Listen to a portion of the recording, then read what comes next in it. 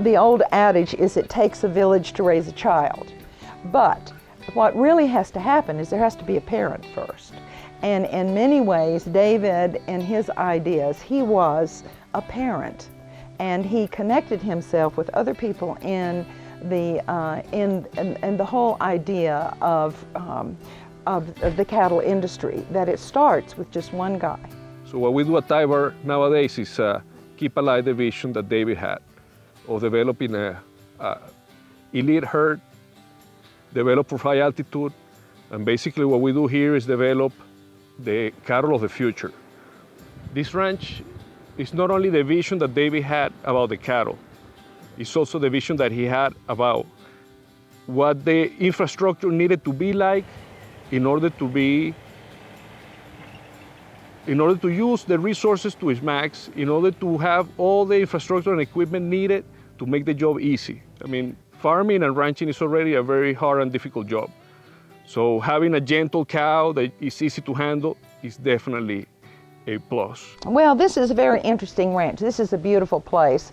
We are on the western slope of Colorado, and we're outside of a very small town, Carbondale, Colorado.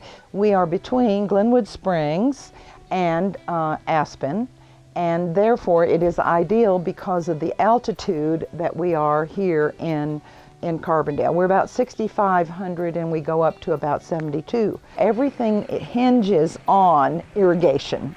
Our primary source of water is runoff in the spring and snowmelt, and then other water rights that we have in the creeks. And it's been very, very effective. In fact, David was nominated as Conservationist of the Year. We have mostly side rows and some guns that will do the irrigation on the haying grounds and the grazing grounds that we have.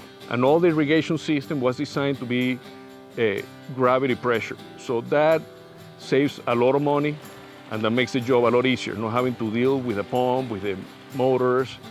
So he kind of used nature and adapted what he needed to make a good operation with what he had available. He did an enormous amount of research and determined that the Angus breed was the breed that he thought that he would like to join because of their early statistical information, and he was a very, very statistically oriented type of person. The difference in cattle production now and with David since I started coming up here is so much different. Because at that point in time, when I was growing up, it's how did they look? Well, with David doing all the genetics and the EPDs, I found out that there's a whole lot more to cattle operation and raising than just the looks of the cattle. It starts with that farmer, it starts with that rancher who takes care of his land, protects his environment, has good water, and also he takes care of that very first cow. He sees that she is fed, that she is protected from disease to the degree that he feels is necessary, and then he extrapolated onto that. So I feel like that is a lesson for all of us, is that it only takes one man with an idea to continue to expand and continue to evolve in the production of cattle.